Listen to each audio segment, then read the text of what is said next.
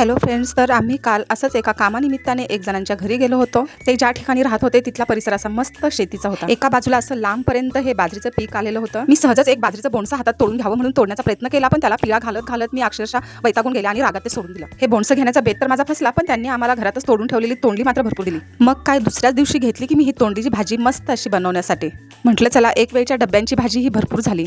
बऱ्याच जणांना ही तोंडलीची भाजी आवडत नाही, पण आमच्या घरामध्ये ही तोंडलीची भाजी खूप आवडते. मी बनवतेच अशी हिरवीगार मस्त अशी मोठी मोठी तोंडली ही नळाखाली मी खळखळा मस्त धुवून घेतली. तोंडली कधीही अशी मस्त पाण्याने चोळून अशी छान अशी धुवून घ्यायची, नाही तर त्या तोंडलीला जो चीक असतो तो आपल्या तोंडाला जर लागला तर तोंडाची आणि जिभेची खास सुट. तोंडली ही भेंडीसारखी चिकट असतात आणि शिजतानाही ते जरा लवकर शिजत नाहीत. म्हणून काय करायचं की कढईमध्ये ही चिरलेली तोंडली घालायची, एक चमचा तेल घालायचं आणि थोडंसं मीठ घालून मस्त अशी ही तोंडली फ्राय करून घ्यायची. त्यामुळे ह्या तोंडल्यांचा चिकटपणा कमी होतो आणि हे मस्त असे मऊ पडतात, त्यामुळे भाजीमध्ये लगेच शिजून जातात. आणि अशी तोंडली तेल आणि मिठामध्ये फ्राय करून घेतल्यानंतर भाजीमध्ये ह्या तोंडलीची चव मात्र मस्त चविष्ट आणि चवदार लागते.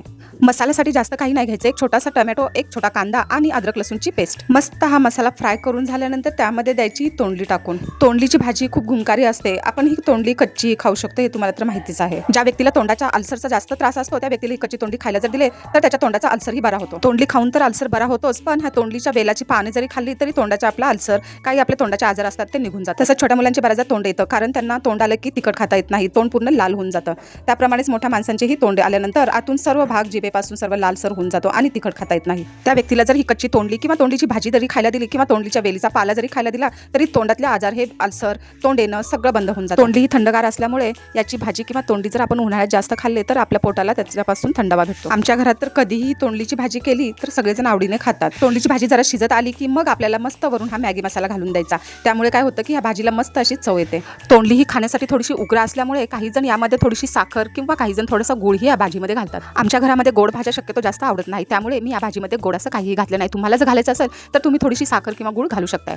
हे बघा, अशी मस्त माझी ही तोंडलीची भाजी तयार झालेली आहे. पुन्हा झाकण वरती ठेवून एक उकळी काढून घ्यायची. मस्त माझी ही चवदार अशी तोंडलीची भाजी ही तयार झाली आहे. मस्त एका बाजूला चपात्याही तयार झालेल्या आहेत. माझे मिस्टर टिफिन भरण्यासाठी बसलेले आहेत आणि मी मागे केलेला गुळ आंबाही थोडं थोडं त्याच्यामध्ये घालून देत आहे. तसं तर गुळ आंबा आमचा जवळजवळ संपतच आलेला आहे.